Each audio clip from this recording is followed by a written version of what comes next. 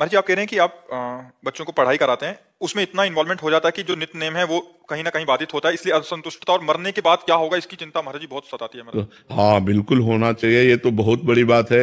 हम तो प्रायः जो परिजन होते हैं उनको एक बात कहते रहते हैं कि आपको ध्यान है आप मरोगे। तो आदमी बुरा मानता है, नहीं मानता कि यार मरने की बात क्यों करते हैं।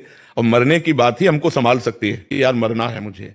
अगर श्री कृष्ण ना मिले, प्रभु ना मिले, वो परमात्मा, वो वाहेगुरु ना प्रसन्न हुए, तो हमारे जीवन का लाभ क्या रहा।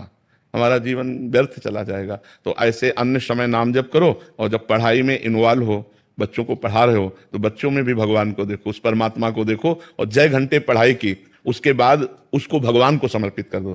कि जैसे हमने 5 घंटे पढ़ाई कराई, तो फिर 5 घंटे बाद हम, हे प्रभु, हे करुणामय, हे वाहेगुरु, ये जो 5 घंटे हम विद्यार्थियों को पढ़ाते रहे, ये सेवा भी आपको समर्पित है। तो वो भी भजन बन जाएगी। कर्म समर्पण वो भजन बन जाएगा। और बीच बीच में नाम जप करते रहो। नाम जप निरंतर ना हो पावे तो जितना समय हमें मिले उतने समय को तो हम नाम जप में लगा दें, और शेष समय को भगवान को समर्पित कर दें, तो हमारा टोटल समय भगवान में चला जाएगा। इसलिए हमें भगवत प्राप्ति हो जाएगी। और ये पीड़ा होनी चाहिए, पर ये पवित्र हृदय में होती, सबके हृदय में नहीं होती। जो अपवित्र हृदय होते हैं उनको होता है, मरेंगे तो देखा जाएगा। लेकिन जो पवित्र हृदय होता है उसमें जलन होती है कि अगर इस जन्म में हम काम ना बना पाए तो अगले जन्म में पता नहीं कौन सी योनि हमें प्राप्त हो। क्या उस योनि में हमसे भजन होगा? मान लो हम पशु पक्षी बने, तो क्या उसमें हमसे भजन हो पाएगा, हमसे साधना हो पाएगी? नहीं, केवल कर्म भोग होगा। तो मानव जीवन प्राप्त करके हम इतना भगवत भजन करें कि इसी जन्म में हमें भगवत प्राप्ति हो जाए। भगवत प्राप्ति हो जाएगी, इस पर विश्वास। बिना प्रयास के हर समय भगवान का स्मरण रहना, मतलब भगवत प्राप्ति के योग्य आप हो गए हैं। हर समय उठते बैठते चलते फिरते यदि हमारे भगवान की स्मृति है, बस भगवत प्राप्ति हो गई।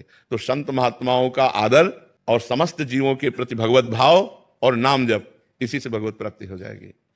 नामे रुचि, वैष्णव सेवा और जीवे दया, ये सबसे बड़ा कार्य। अगर जीवे दया और नामे रुचि और वैष्णव सेवा, संत साधु सेवा और खूब नाम जप और सबके प्रति परोपकार की भावना, बस भगवान की प्राप्ति हो जाएगी। गृहस्थ धर्म में ज्यादा प्रपंच करने की जरूरत नहीं। नाम जप करो और अपने कर्म को भगवान को समर्पित कर दो, इसी से भगवत प्राप्ति हो जाए। पर आहार शुद्ध होना चाहिए। कई लोग भक्ति को तो करना चाहते हैं लेकिन आहार को नहीं सुधारना चाहते। आहार में जैसे मांस है, अंडा है, शराब है, ये गलत चीजें यदि आप खाओगे और सोचो कि हम भक्ति भी कर लेंगे, तो असंभव।